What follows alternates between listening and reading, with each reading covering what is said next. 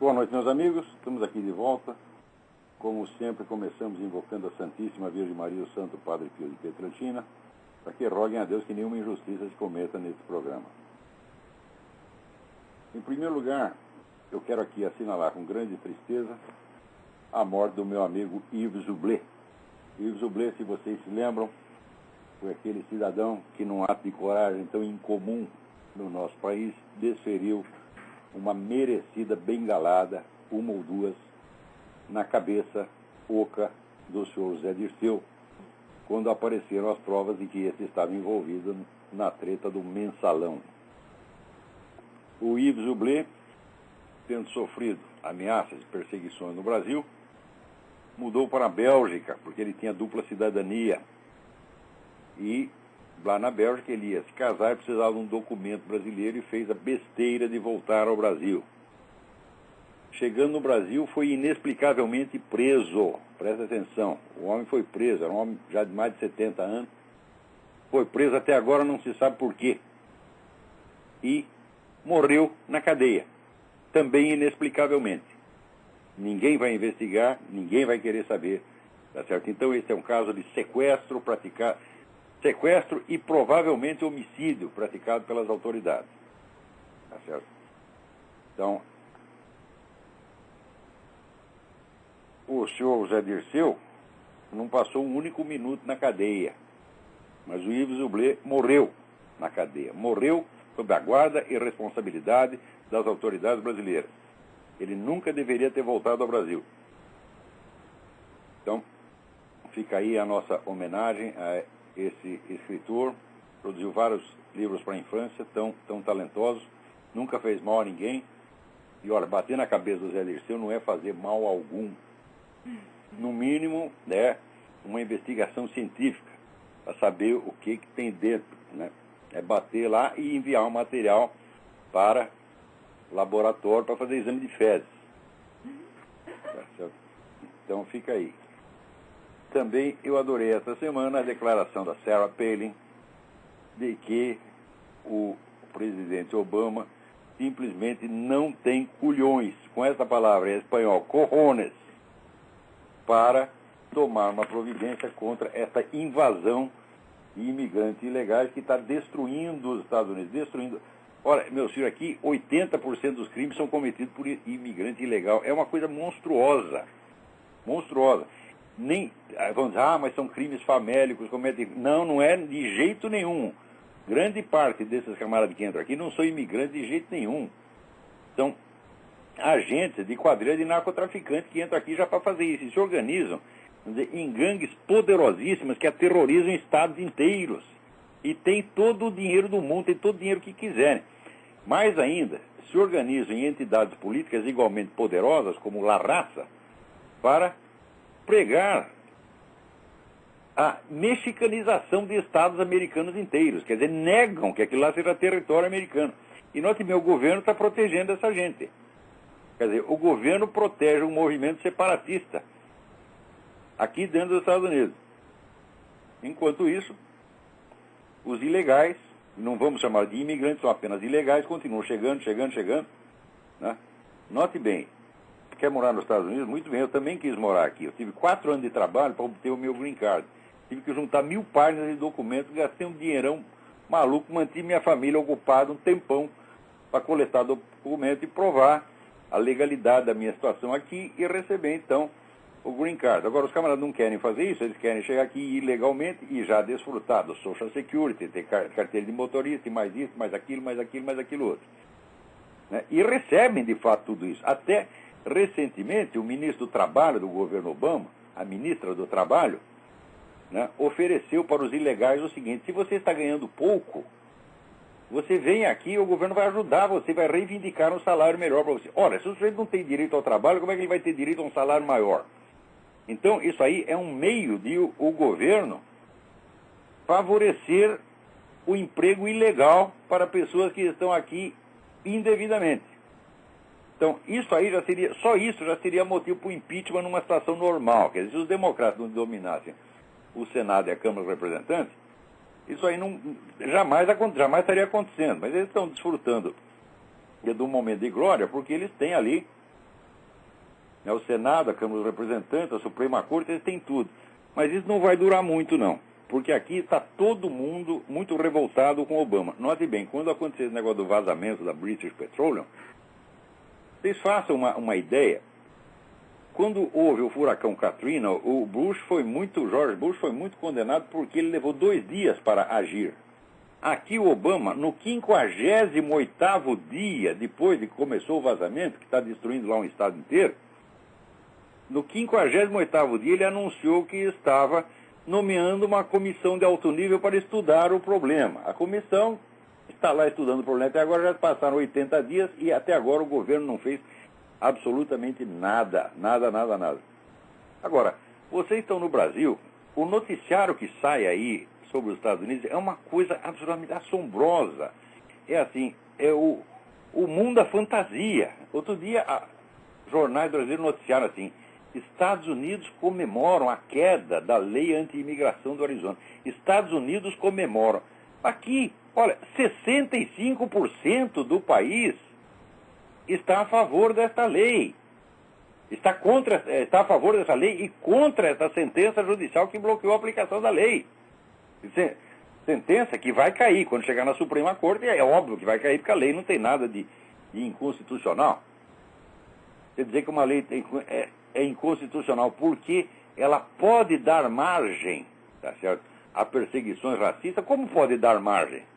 Se a lei explicitamente proíbe, né, selecionar os suspeitos por raça ou por grupo étnico. Quer dizer, isso aí é uma sacanagem, porque o Obama está lá para destruir esse país mesmo. O Obama, eu tenho certeza, é um agente estrangeiro, ele está lá para destruir os Estados Unidos.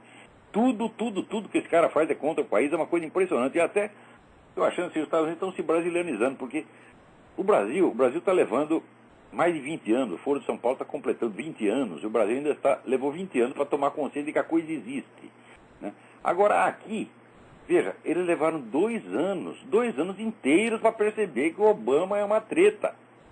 2 anos para o americano é a mesma coisa que 200 anos para o brasileiro, né? 2 anos é muita coisa. Ele tinha a obrigação de perceber isso em 2 dias no máximo, né? Antigamente percebia, o sujeito começava com treta, o pessoal logo bronqueava. Agora não, levaram 2 anos para perceber. E só perceberam graças a esse negócio da British Petroleum. Porque é claro que o Obama não quer fazer nada para tapar o vazamento. Ele quer que isso se torne uma catástrofe. Por quê? Porque ele quer proibir a exploração de petróleo no alto mar. Então, para que a coisa vire uma catástrofe, para impressionar todo mundo, ele está deixando, né, o petróleo se espalhar, destruir a economia do estado inteiro e, eventualmente, né, provocar aí um verdadeiro genocídio, porque quando começa a estação dos furacões, esse petróleo todo vai ser espalhado para dentro do estado. Então vai destruir colheitas, vai matar pessoas, matar animais, vai ser um desastre total, já está sendo. Mas ele quer que isso aconteça para quê? Para as pessoas ficarem impressionadas, né, e aprovarem a política governamental que proíbe a exploração de petróleo em alto mar. Proíbe nos Estados Unidos ao mesmo tempo que oferece ajuda para o Brasil fazer exploração de petróleo no mar, né? Depois de que aquela conversa mole de que a Petrobras descobriu não sei quantos, né, trilhões de barris no mar, etc, num lugar impossível de retirar o petróleo, e fizeram isso não porque tivesse alguma intenção séria de explorar o petróleo lá, mas só para elevar o valor das ações do seu Jorge Soros, que na véspera tinha comprado 800 milhões de dólares em ações da Petrobras, né? Então, em tudo isso aí você vê a má intenção, hein? O planejamento maligno da coisa. Agora, falar em planejamento maligno, meu filho, esses dias a Caixa Econômica Federal deu um empréstimo para a Petrobras maior do que o valor total do investimento nacional em educação. Veja a monstruosidade de dinheiro que isso é. Quer dizer, o orçamento do ministério, mais que o orçamento do ministério inteiro para a Petrobras. Ora, mas a Petrobras não era a empresa mais próspera do mundo? Não estava indo tudo às mil maravilhas? Tá certo? Então, aí é a prova de que a Petrobras está falida completamente. Todo esse oba-oba que o governo faz, isso é só propaganda, isso é mentira, estão enganando vocês, porra. A Petrobras está de tanga, está de chapéu na mão, na porta da Caixa Econômica, pedindo dinheiro. Dinheiro de quem? Dinheiro de vocês, contribuintes, porra. Não é dinheiro de petróleo, não. Então, isso aí foi essa semana. Agora, daí o governo sabe que não, é por causa do rombo de petróleo, do rombo da British Petroleum. Pô, o que o rombo da British Petroleum tem a ver com a Petrobras, meu saco? Hã? Não tem absolutamente nada que ver. Aliás, poderia até favorecê-la. Né? Cria uma chance para ela no mercado externo, porque ela vai ter mais confiabilidade do que a British Petroleum. Então não é por causa disso, é porque não tem dinheiro mesmo, é porque essa empresa está falida. As ações da Petrobras já caíram, já foram para o fundo do buraco. Tá certo? Agora, eu queria lembrar vocês aqui que vocês visitem o site www.endireitabrasil.com.br. Não me cabe aqui fazer nenhuma propaganda de candidato, mas quando o candidato é meu amigo, eu não resisto. É meu amigo, eu conheço, eu sei que é um homem honrado, um homem honesto, ele não vai mentir para vocês, ele não vai meter a mão no dinheiro público, tá certo? Errar, todo político pode errar, mas aqui, o Ricardo Salles é meu amigo, uma pessoa em que eu confio. Ele é um homem religioso, um homem correto e está fazendo esse sacrifício. Ele tomou um engove e se candidatou a deputado estadual por São Paulo. Não estou dizendo para votar nele, mas estou dizendo, deem uma olhada no site www.endireitabrasil.com.br e vejam quem é o Ricardo Salles. Aproveita também, visita lá para www.seminariofilosofia.org e se quiser aprender alguma coisa, né, inscreva-se e pague a inscrição. Eu não vou reclamar porque eu sou humilde e vivo disso. Então, o que mais aqui? Aconteceu uma coisa excelente, acabou de acontecer. Você vê, circulou pela internet aí uma mensagem chamada assim, Mensagens de Ódio pela Internet, um apelo ao Ministério Público, por Carlos Alberto Lungarzo. Então diz ele aqui, numerosos sites e blogs da internet se caracterizam pela difusão permanente de mensagens de ódio, seja político, racial, ideológico, nacional ou qualquer outra característica. Então ele fala lá de sites que estão abusando da liberdade de expressão e cometendo crimes horrorosos, né?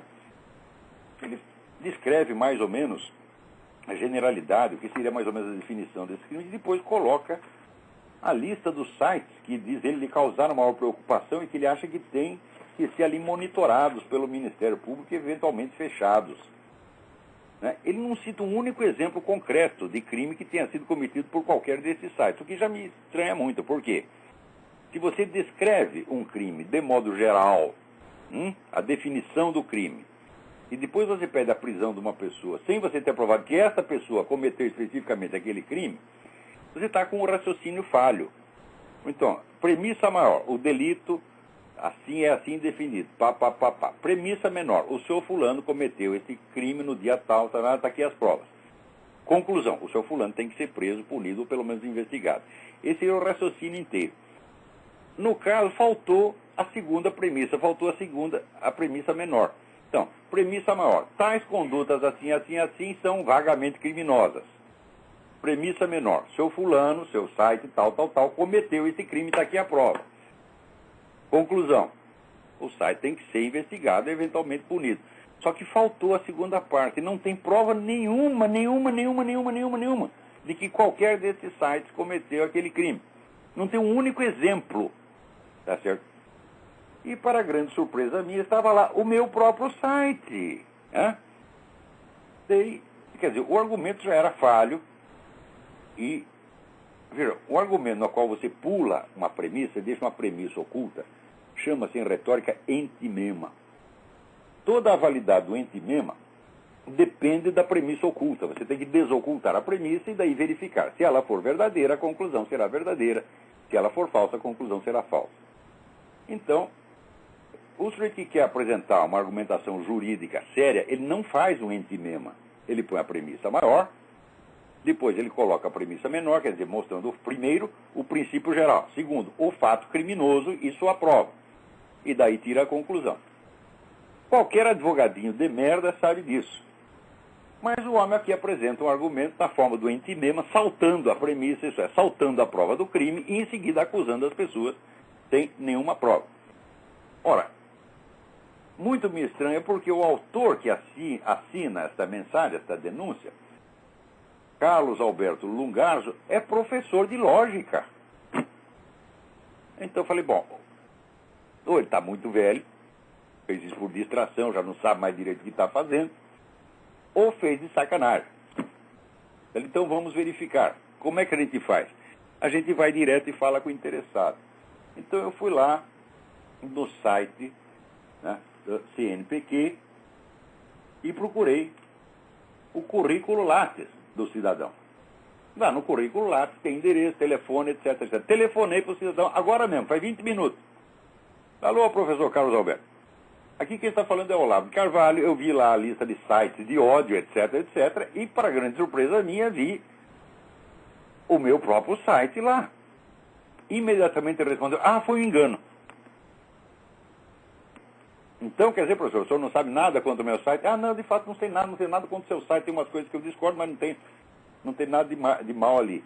Falei, então, professor, o senhor tem a obrigação moral de colocar uma nota na sua mensagem dizendo que foi um engano. Então vamos aguardar nos próximos dias que o professor Carlos Alberto Lungaros, de cuja honestidade eu não tenho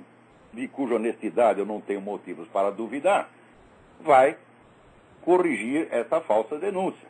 Agora, mesmo que ele retire o meu site da lista, ele tem a obrigação de dar pelo menos algum sinal de prova de que os outros sites cometeram o delito que ele está falando. Porque a mera descrição geral do delito, a definição do delito, não é suficiente para pôr nenhuma pessoa na cadeia para justificar denúncia nenhuma.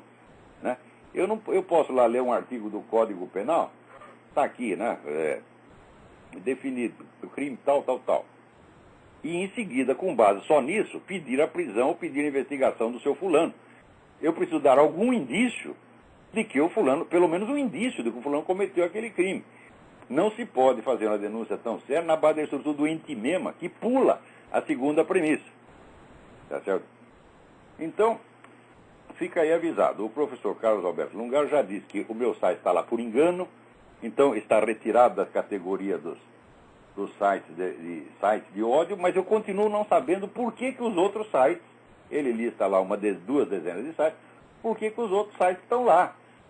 Se pregou ódio racial, então você tem que ter uma afirmação explícita, que, por exemplo, os negros são uma raça inferior, os judeus são tudo criminosos, alguma coisa desse tipo, alguma besteira desse tipo, né?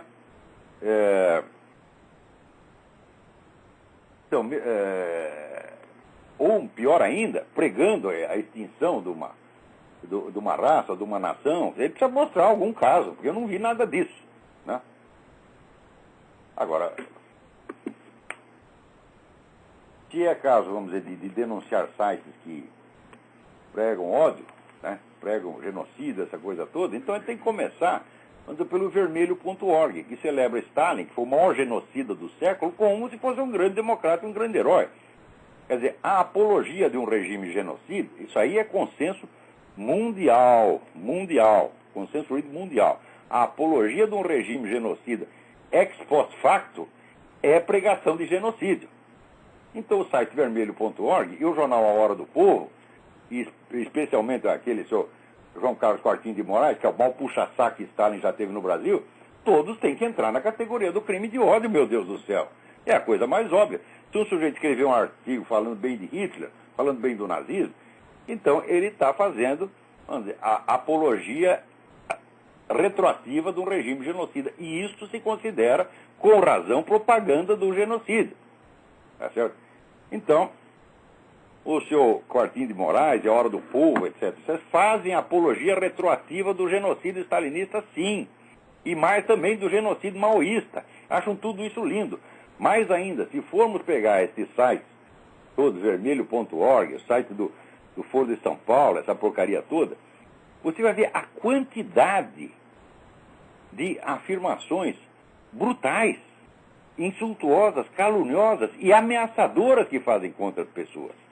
Eu, pessoalmente, tenho uma coleção de ameaças de morte que recebi por internet e por telefone, tá certo? E já botei a prova disso no meu próprio site, tá certo? Chegaram a publicar uma vez um anúncio dizendo, olha, dia tal, às tantas horas, o Olavo de Carvalho vai estar dando aula em tal lugar. Vamos lá para dar um cacete nesse sujeito ou matá-lo. Chegaram a publicar isto, minha gente. Isso aí não é site de ódio, né? Então, a seleção que o professor Lungardo faz do site de ódio, todos são sites de direita, de algum modo. Não tem um de esquerda. Quer dizer, a esquerda ameaça matar vocês, olha, nós vamos te matar no dia tal, número tal. Isso aí não é crime de ódio. Agora, você fala uma palavrinha contra o Foro de São Paulo, é crime de ódio, né? O professor está muito mal informado a respeito de muitas coisas. Eu não acho que seja um homem desonesto, não. Eu acho apenas que ele está muito velho e está mal informado. Tá certo? Por exemplo, ele diz aqui que a mídia brasileira não dá espaço para as denúncias contra os direitos humanos. Ele está subentendendo as denúncias de crimes feitos pela direita, pelos militares, etc. Ora, se você juntar o que foi publicado só no último ano, nos últimos anos, contra militar, acusando militar de mil e uma coisa, dá uma enciclopédia. E em favor deles não sai uma linha, quer dizer, a situação é exatamente o contrário do que ele está falando, então provavelmente ele não, acho que ele não lê jornal, tá certo? Mas eu até estranhei, uma coisa que eu mais estranhei dele colocar o meu site lá, falou, olha, eu acho que ele nunca abriu o meu site, por quê? Praticamente tudo o que sai no meu site é apenas reprodução do que saiu no Diário do Comércio. Então como é que você vai, né, acusar o site que reproduziu a matéria, mas não vai acusar aquele que a publicou originalmente? Essa é uma coisa tão absurda, né? Então, mas ele já confessou que foi engano, então, ó, vamos conceder ao professor Carlos Alberto Lungardo o benefício da dúvida. Se o senhor agiu com honestidade, com lisura, com boa intenção, ainda que estando completamente errado na sua visão do problema, então o senhor fará circular pela internet, com a mesma presteza e eficiência com que fez circular esta mensagem, uma nota dizendo, olha, o nome do site do Olavo de Carvalho entrou lá por engano. Agora, você vê, nos últimos dias, virou moda agora acusar o pessoal do PT de ser direitista. As Farc também devem ser direitistas, o Hugo Chávez é direitista. Então, primeiro foi o Zé Serra que falou isso. E agora veio, né, o senador paranaense Álvaro Dias, o deputado Jutaí Magalhães da Bahia, né, e o atual secretário da Educação do Estado de São Paulo, Paulo Renato de Souza, que já foi ministro da Educação, né, acusando o Marco Aurélio Garcia de ser um aloprado de direita, porque defende governos que apedrejam mulheres. Os governos que apedrejam mulheres estão todos do lado da esquerda internacional. Ah, meu Deus do céu! Vai ver se você encontra representantes desses governos que apedrejam mulheres em congresso, aqui no Tea Party, na Heritage Foundation, né, no Hudson Institute. Em qualquer movimento de direita, eles nunca estão lá. Agora, eles estão sempre no Fórum Social Mundial, né? Estão ali sempre em conluio com Cuba, com Hugo Chávez, etc, etc. Então, como é que isso aí é de direita? Acontece o seguinte, você pode usar as palavras direita e esquerda para qualificar correntes históricas efetivamente existentes, grupos políticos efetivamente existentes. Então, aí a palavra tem alguma substância, porque você não está discutindo nem o conteúdo das ideias das pessoas. Você está discutindo que existem grupos, eles estão ligados entre si, eles cometem certas ações juntos, tá certo, para determinados objetivos. Então, esses aí são a esquerda, e eles combatem outro grupo que eles dizem que chama a direita. Então, aí não se trata de você discutir conceptualmente esquerda e direita, mas de você usar os nomes que são as autodefinições que os grupos se dão. Por exemplo, se você chegar na Inglaterra, o Partido Conservador é o quê? Eles vão dizer, é a direita. O Partido Trabalhista é o quê? É a esquerda. Todo mundo sabe. Então é a simples autodefinição de grupos historicamente existentes. Mas você pode desligar a palavra do seu conteúdo, da sua substância histórica, e começar a usar apenas como qualificativo geral. Então, direita passa a significar tudo que é malvado e esquerda tudo que é bonzinho. E daí, quando um sujeito da esquerda, tá certo, comete genocídio ou crime, você diz, ele era de direita. Já não houve quem disser que Stalin é de direita, então Lenin também era de direita. Então o próprio Karl Marx, que pregava o genocídio, devia ser de direita. Então é simplesmente questão de você trocar os nomes. Não é isso? Então, essas pessoas que apelam a isso, quando alguém da esquerda lhes faz mal, eles dizem que o cara é direitista, só provam a sua fraqueza, a sua total escravidão mental à própria esquerda.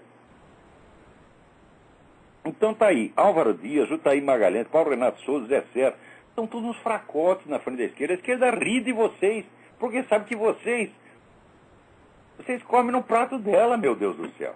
Olha aqui, o outro dia, vendo aqui os documentos, né, eu juntei aqui uma documentação enorme sobre o Foro de São Paulo, que eu vou fazer uma gravação e colocar no ar nos próximos dias, para acabar com de vez com essa história de que o PT não ter ligação com as Farc.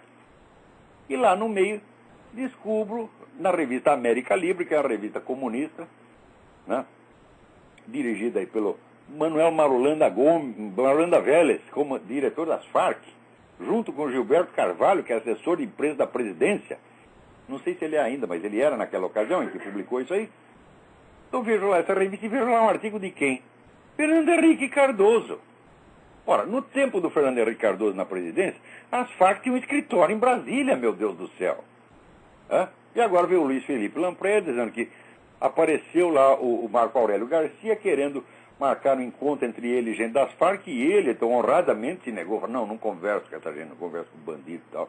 E botou o Marco Aurélio para correr. Mas, meu Deus do céu, se ele sabe das atividades criminosas das Farc, e ele sabe ao mesmo que tem um escritório das Farc do lado do ministério dele, ele tem a obrigação, tá certo, absoluta de tomar providência, mandar fechar aquilo, mandar prender as pessoas. Não fez nada.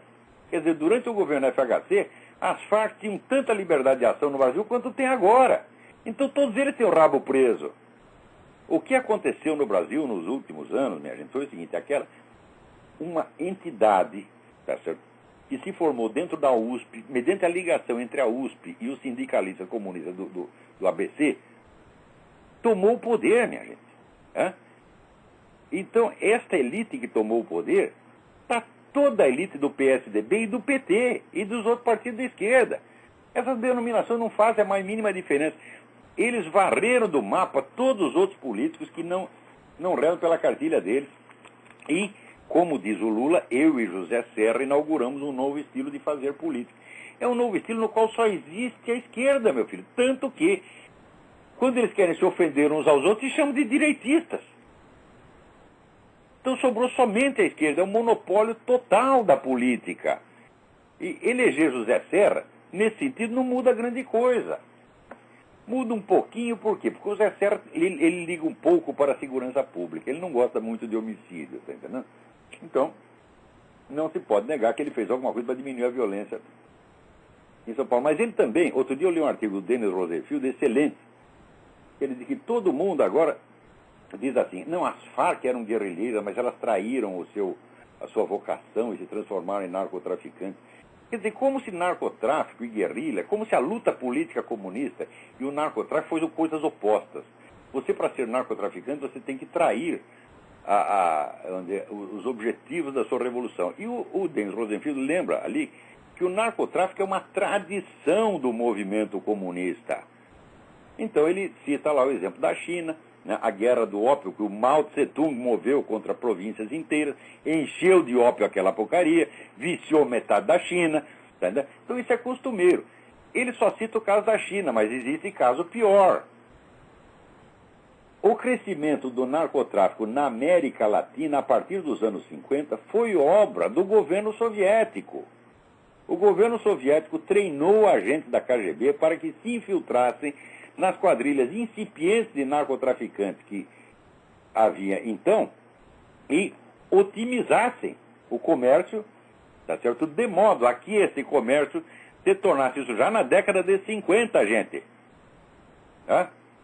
Se tornasse uma fonte de subsídios para os movimentos revolucionários latino-americanos, porque a União Soviética não estava aguentando mais financiá-los. Então tinha que criar uma fonte de financiamento local. Isso aí foi contado por um general tcheco que participou de toda a operação. Ele descreve tudo nos mais mínimos detalhes, como isso foi feito desde a década de 50. Isso está no livro do Joseph D. Douglas. Isso se chama Red Cocaine. Não deixem de ler esse livro. Então nós podemos dizer, não apenas o narcotráfico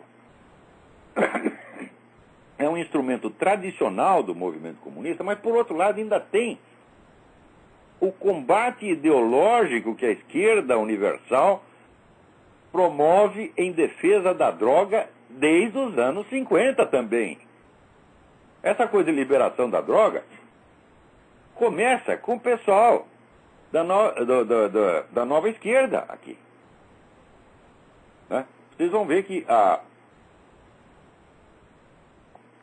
penetração da droga nas altas esferas aqui foi inteirinha obra de intelectuais de esquerda. E essa defesa permanente e obsessiva que fazem da liberação da droga, sabendo que essa liberação só vai favorecer as Farc, tá certo? É a maior prova disso. E qual é o grande porta-voz da liberação no Brasil? Fernando Henrique Cardoso. Então como é que podemos confiar nessa gente? Meu Deus, eu estou falando, é uma trama esquerdista criada nos anos 60 que tomou conta do país para dividir o território nacional inteiro entre a direita da esquerda e a esquerda da esquerda. Tá certo? Agora, qual que é a esquerda da esquerda e qual que é a direita da esquerda? Cada um fica tentando provar que ele é mais esquerdista que o outro. E a maneira de fazer isso é chamar o outro de direitista. Então, minha gente, vocês caíram no engodo. E é preciso ser muito besta para não perceber uma coisa dessa. Né? Tem alguém na linha? Alô, tem alguém? Alô, diga. Quem é? Alô, Olavo, tá me escutando? Quem é? Tá me escutando? É o Gleison, tá falando, da Ceilândia. Luiz, Ceilândia? Gleison. Gleison? Alô? Exatamente. Tudo bem? Olá. Oi, Olavo, saiu uma notícia aqui na BBC News que o Obama pretende retirar 15 mil soldados até o final do ano no Iraque.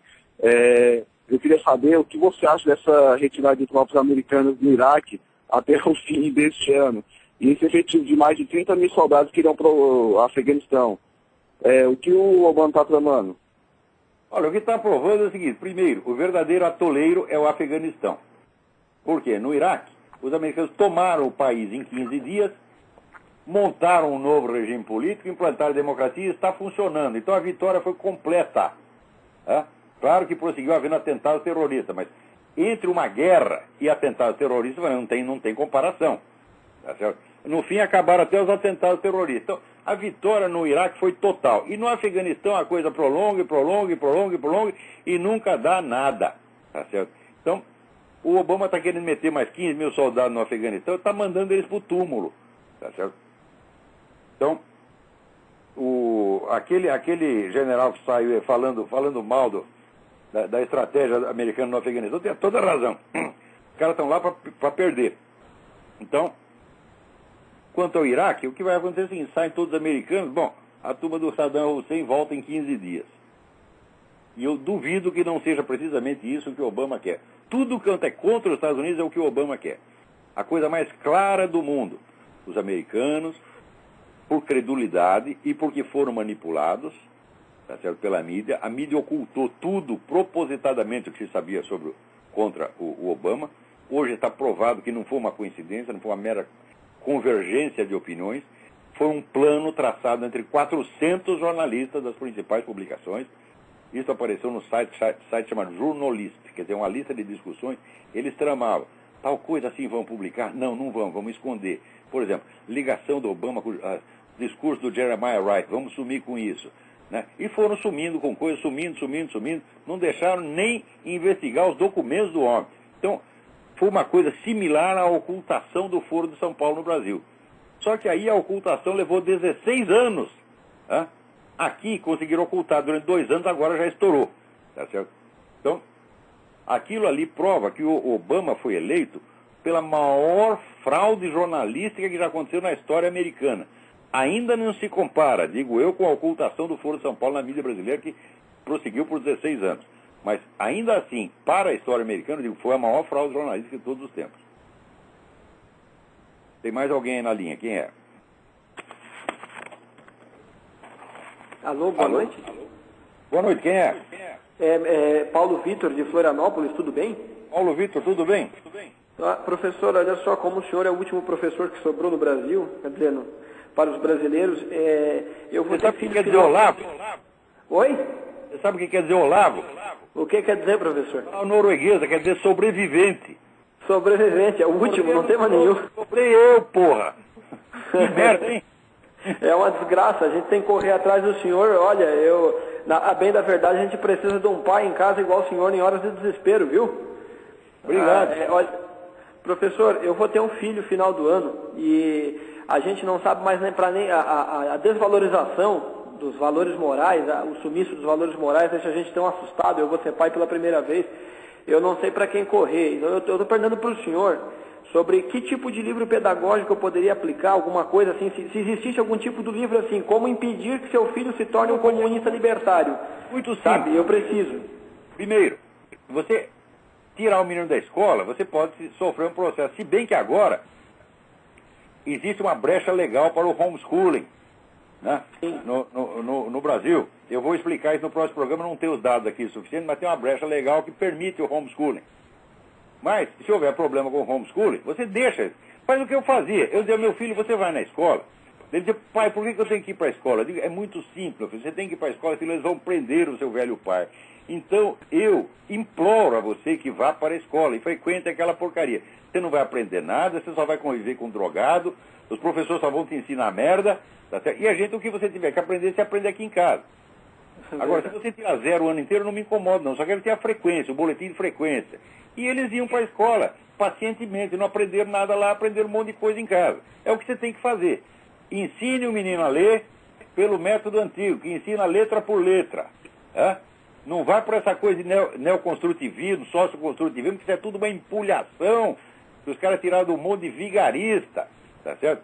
Então, né, se o senhor tiver algum nome de um livro desses antigos, eu dou um jeito de procurar na estante virtual, de repente alguma coisa que me oriente nesse sentido. Não, eu não tenho nenhum, mas eu sugiro que você peça ajuda ao professor Luiz Farias. Luiz Farias,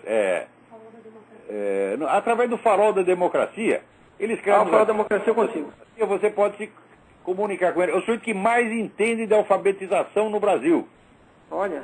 É um grande educador, o cara que mais entende, está fazendo uma campanha para acabar com essa porcaria de socioconstrutivismo e voltar ao processo antigo pelos quais as crianças aprendiam a ler. Esses dias eu vi na internet 2 manuais franceses, de 30 páginas cada um, para ensinar a criança a ler. E eu estou pensando em traduzir, adaptar isso para o Brasil. Se eu não tiver tempo... Se para nós ajudaria muito, hein? Vou passar para algum aluno meu, dizer, olha, traduza isso, vamos publicar isso no Brasil, porque é um método mais simples. Olha, eu aprendi a ler sozinho. Eu, quando entrei na escola, já sabia ler. Então, eu aprendi a ler para ler revista em quadrinho, que era o mais alto produto intelectual que eu podia conceber na ocasião. Tá certo? Professor, mas hoje, com todo respeito, eu não posso mais pensar em deixar meu filho ler uma revista em quadrinho da Turma da Mônica, por exemplo, com o Maurício de Souza, que criou um personagem gay agora, para que nossas crianças comecem a aceitar. Vão lá ensinar seu filho a chupar pica. Pô, o negócio é assim hoje. Alta cultura é verdade. É dar, é chupar pica. Né?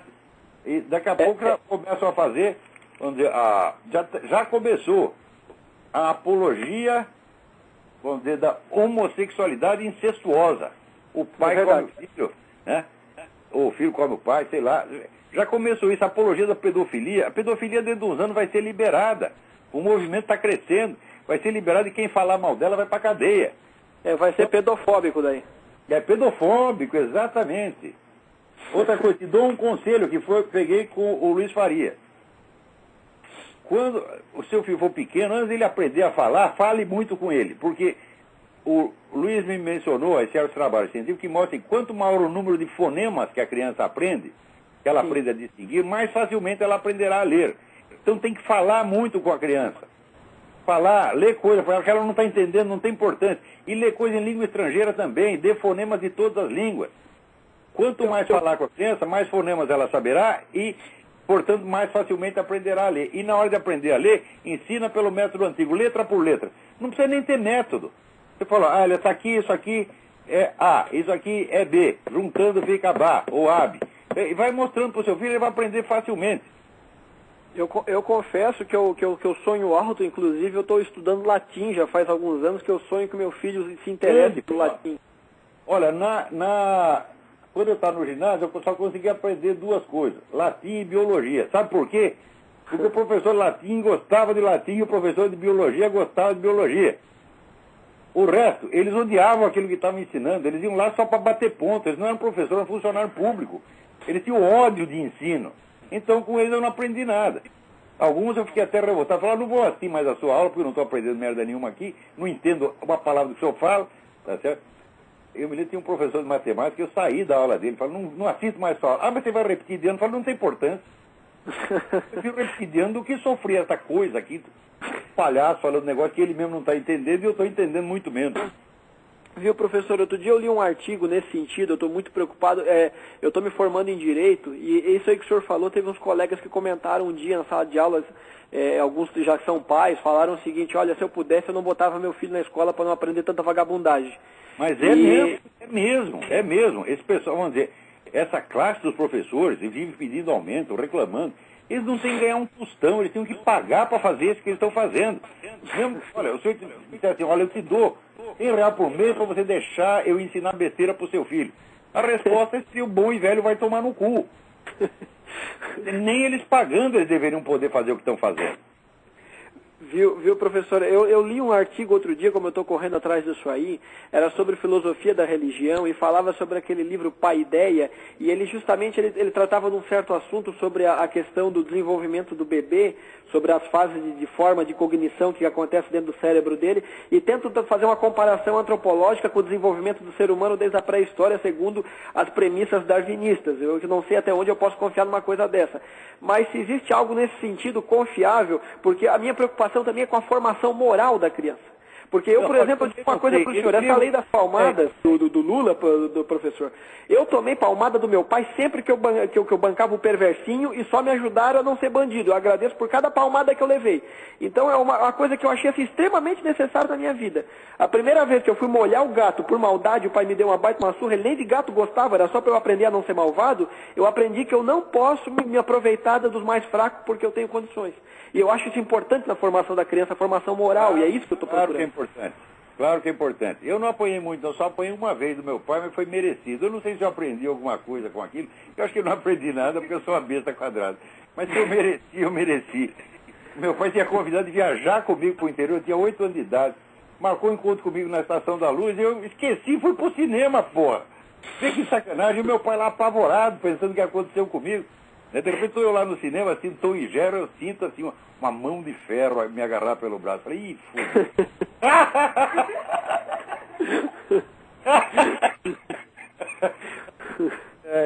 Foi a única vez que eu apoiei do meu pai, né? Minha mãe deve ter batido às vezes, mas ela batia fraquinho. Só tenho boas recordações da minha mãe. Santa mãe. Mas um livro desse, então, sobre formação moral da criança, sobre esse desenvolvimento da criança, o senhor conhece alguma coisa? Você não precisa dar formação moral nenhuma. A criança aprende, tudo que você fizer, ela faz. Vou dar uns conselhos para você. Eu tenho 8 filhos, eduquei 8 filhos, errei bastante no começo, depois fui aprendendo. Nunca grite com o seu filho. Sim. Nunca dê uma bronca nele quando você está bravo. Espera passar a brabeza e depois você dá a bronca. Não grite, não brigue, porque se você grita com ele, o que ele vai aprender? O conteúdo que você falou? Não, ele vai aprender a gritar. Criança imita o adulto, que é uma coisa terrível. Tá certo? Então, assim, seja bom, mostre para ele 24 horas por dia, fale para ele, te amo, meu filho, te amo, minha filha. Faça isso, faça bastante carinho no seu filho, trate ele bem. Ele vai fazer com os outros o que você fizer com ele. É muito simples isso aí. Lembra-se, tudo que você fizer, por exemplo, você está lá, você briga com a sua mulher, se for brigar com a sua mulher, vai brigar escondido. Né? Você sai, leva a sua mulher no restaurante, lá na casa do caralho, e lá você briga com ela. Agora, em casa não, você evite isso. Às vezes você não consegue evitar, escapa, tá vendo? Acontece, mas não deve fazer. Agora, sobretudo com os próprios filhos. Não intimide os seus filhos jamais. Né? Olha, a Bíblia diz o seguinte, não atormente o seu filho. É a coisa mais certa que eu já vi. Nunca atormente uma criança. Outra coisa, vou te dar outro conselho que funciona pra caramba. Você é o pai, interfira pouco. Sim. Deixa os seus filhos fazer as coisinhas deles. Só entra quando é uma coisa de segurança, que tem um perigo para eles. Ou é uma coisa obviamente errada do ponto de vista moral, mas poucas vezes. Dê 1 ou 2 ordens por mês e o resto você fica lá longe, tá entendendo? Para a criança aprender que o pai é uma pessoa importante, ele tem que ir até o pai. Não é o pai que tem que ficar correndo atrás dele para fiscalizar. Não, o pai tem que ter confiança nos filhos, deixa ele fazer o que quiser. Quando tiver alguma coisa errada, daí você vai lá e entra. Mas com muita moderação. Você tem que... aprender a respeitar a sua própria autoridade. A autoridade não pode ficar metendo o bedelho em tudo, senão vira o governo Lula, tá entendendo? Ou o governo Obama, que logo se desmoraliza. Um governo que se respeita interfere pouco. Lao Tse, o grande sábio Lao Tse já dizia, né, o melhor governo é aquele que não faz nada. Então, dentro da casa também, né, o pai tem que ficar assim, parado no meio, que nem o rei no jogo de xadrez, tá entendendo? E interferir pouco. É só isso. Só para me despedir do senhor, o senhor estava falando agora ainda há pouco sobre a podridão da esquerda e as coisas que a esquerda não quer deixar passar. Tem o livro do coronel Carlos Alberto Brilhante Ustra, A Verdade Sufocada. Eu comprei agora faz pouco tempo do coronel. Eu não vi uma resenha desse livro na mídia inteira. Aí o professor Lungaro se queixando de que, né, o pessoal dos direitos humanos não tem voz e voto ali, eles ocupam o espaço inteiro. Agora, o que você fala contra para se defender, isso não pode. Eu estou mais ou menos na página 220 do livro, professor, só para quem não conhece o livro e está ouvindo o programa, se quiser comprar, ele fala da história de como a esquerda, na hora que fazia os seus atentados terroristas contra o nosso glorioso exército brasileiro e a bala pegava, eles até criança de 4 anos usavam como vítima de sequestro para negociar. São bandidos da pior espécie, hoje estão sendo condecorados aí com gordas indenizações. São assassinos frios e muito bem organizados e muito ricos. Então, muito obrigado pela sua participação. Obrigado, tenha uma boa noite, professor. Boa noite. Agora, para não dizer, gente, que tudo está perdido no mundo, finalmente saiu o negócio do Legionário de Cristo, né? O arcebispo Velágio de Paulis, homem de confiança do Papa Benedito XVI, foi nomeado interventor no Legionário de Cristo para tirar a autoridade, né, de todos aqueles vagabundos do Álvaro Corcoeira, que eu chamo Álvaro Porcoeira, tá certo? Agora diz que eles não querem entregar rapadura, eles estão resistindo, eles ainda querem um pedacinho da mamata. Então, mas olha, não vai ter para ninguém. Vai ter que sair todo mundo e o seu Porcoeira já não manda mais nada lá. Então vai ter uma limpeza, né? Para também que não dizer que está tudo perdido. Olha aqui, eu recebo aqui de uma entidade americana, né, informação de que a famosa Planned Parenthood está perdendo processo atrás de processo aqui.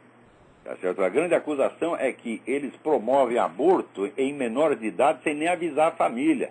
Isso está dando bode. E eles estão perdendo processo atrás de processo. Então não está tudo tão ruim assim, não. Também, boa notícia aqui, uma Corte Federal, né, decidiu que a expressão, o lema nacional, In God We Trust, impressa no dinheiro, é legal, é constitucional e vai continuar lá, tá certo? E também as palavras Under God, no Pledge of Allegiance, que é preito de fidelidade, vai continuar lá, A Nation Under God. É isso que dá sorte para os Estados Unidos, tá certo? Põe lá, olha, o sujeito quando confia numa coisa, ele aposta o dinheiro dele. E no dinheiro americano está escrito In God We Trust. É por isso que dá certo. Agora, os filhos das putas aí só querem confiar no governo Lula.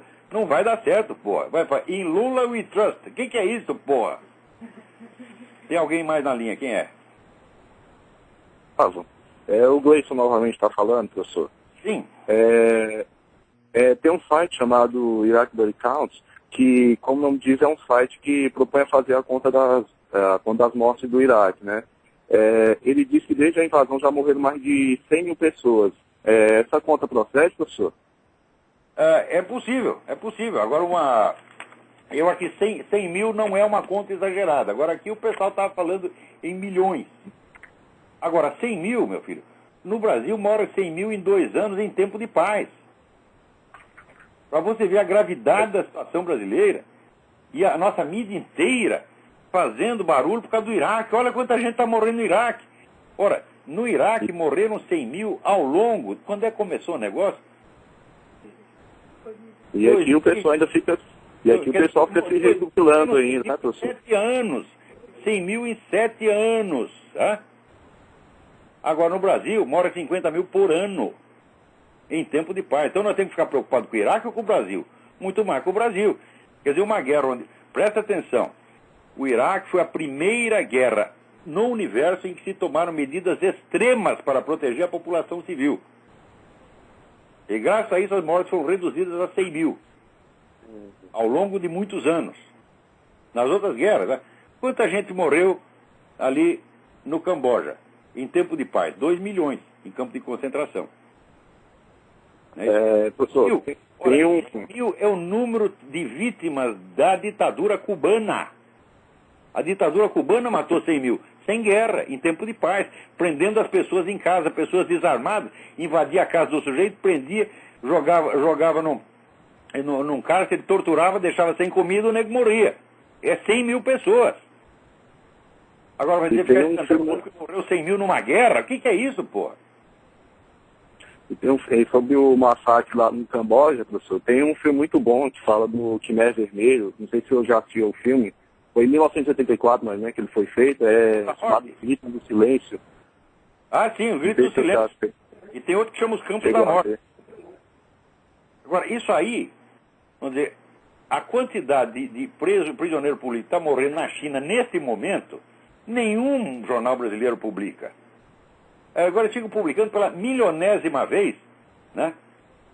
Guerrilheiros que morreram nos anos 60. Eles já publicaram essa notícia milhões de vezes. Todo mês sai de novo. Então tá bom, professor. Muito obrigado, viu? Tenha uma boa noite. Peraí, tem mais alguém na linha.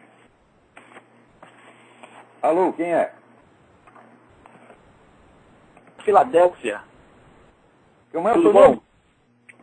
Rodrigo. Rodrigo da Filadélfia, tudo bem?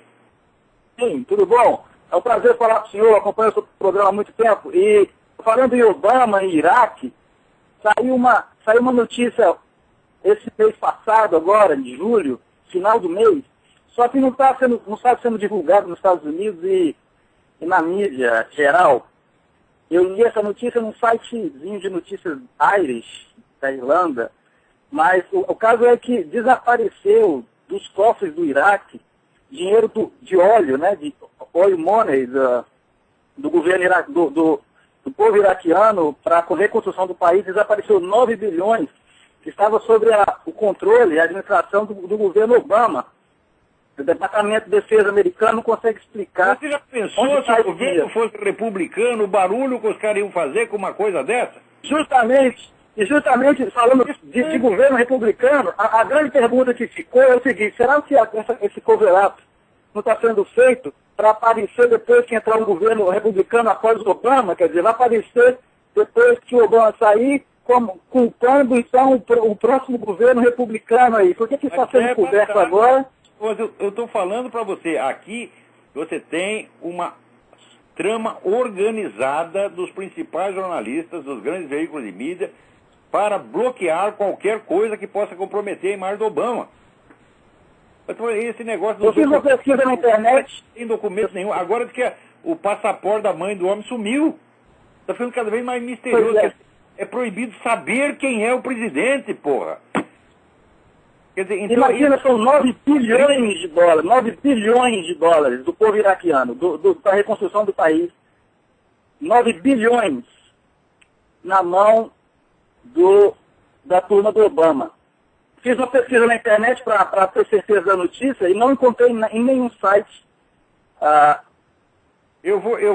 americano. Eu vou comentar alguma coisa semana que vem. Obrigado, Olá, pela participação. Um grande abraço. Parabéns a você pelo trabalho. Obrigado, eu. Agora, vejam vocês. Peraí, tem mais alguém na linha. Agora, diz que o governador de São Paulo, Alberto Goldman, que é um sujeito que começou sua carreira com o apoio do Partido Comunista, deve a sua existência política à colaboração do Partido Comunista. Ele disse esta semana que não há sinais de que esses atentados ocorridos em São Paulo sejam obra do PCC. Agora, que os atentados são uma coisa organizada, é a coisa mais óbvia do mundo. Tá certo? Então, se não foi do PCC, então tem uma outra organização criminosa maior que o PCC por trás disso. Então, governador, quem foi? Se não for o PCC, foi o quê? Foi a PQP? Espera aí, tem mais alguém na linha. Vamos lá. Alô, é Rodolfo de Petrópolis? Rodolfo, tudo bem? Seja rápido porque nós estamos no fim do tempo. Ok, eu li na internet e queria saber se é verdade que uma das esposas do profeta Maomé, chamada Aisha, tinha apenas 9 anos de idade quando ele começou a ter relações sexuais com ela. Eu não sei, eu não lembro exatamente a idade. Eu sei que parece que ele casou quando ela tinha 6 anos e consumou o casamento um pouco depois, não sei se foi com 9, com 10 ou com 12. Mas isso não era uma coisa tão incomum na época. A nós nos escandaliza hoje, mas na época não. Ah, certo. Ok, obrigado. Ninguém achou nada demais nisso. Se ela achou, ela também não falou nada. Mas é que a pedofilia no Islã é muito comum, não é? Olha, eu não sei porque, veja, o Islã, rapaz, é um negócio assim, é muito fechado, é difícil você saber o que se passa. É muito difícil. Eu não tenho a menor ideia do que acontece nos países islâmicos, não. Na maior parte deles você tem censura total à imprensa, não dá para saber as coisas, então você depende de um ou outro observador estrangeiro. Né? Eu tinha aquele famoso caso do casamento, né? Um monte de membros da Al-Qaeda casando com as menininhas. Tá? Depois disseram que as meninas eram apenas acompanhantes. Tá? Olha, até hoje eu não engoli essa história, não. Né? Certo. Tá ok, obrigado, Olavo. Obrigado, eu. Então, agora aqui, aparece aqui, saiu até no Globo, dizendo que armas exclusivas das Forças Armadas são usadas por bandidos em São Paulo. Mas isso faz muito tempo. Os caras têm fuzil AK-47, tem metralhadora Uzi, tem bazuca, eles têm tudo. É um negócio extremamente organizado. Olha, dizer que isso aí é um problema para a polícia é a coisa mais covarde que eu já ouvi. Isso é um problema militar, de abrangência continental. E se as Forças Armadas decidirem continuar omissa do jeito que estão, elas vão deixar que esse pessoal das Farc domine tudo. Eu acho que hoje, nenhuma Força Armada da América Latina tem condição realmente de enfrentar as Farc. As Farc estão mal ali dentro da Colômbia, que elas ocupam apenas 3% do território e têm apoio de 1% da população.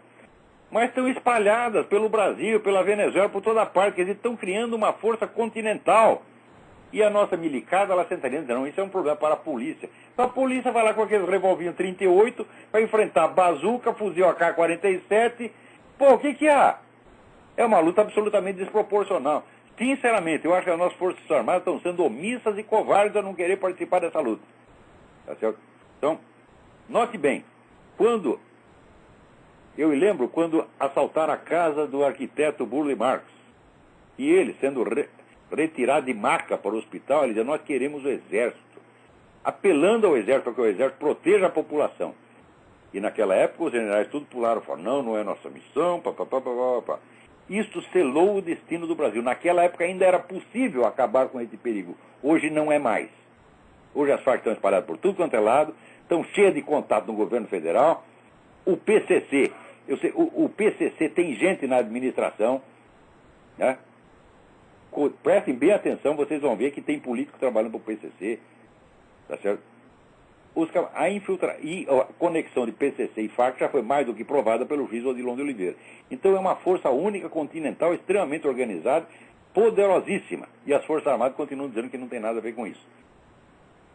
Então, parece que o nosso tempo acabou. Não se esqueçam de continuar ajudando o Júlio Severo. Ele depende inteiramente de nós. Um pastor fez uma campanha para que 1.000 pessoas mandem cada uma R$10. Fala, não. 1.000 pessoas, cada uma manda R$100. Não é muito para a necessidade, no jeito que está no exterior, com mulher e 3 filhos, sem ter onde cair morto, não por causa de algum delito que ele tenha feito, mas por causa do seu combate heróico contra tudo que não presta. Então até a semana que vem, muito obrigado.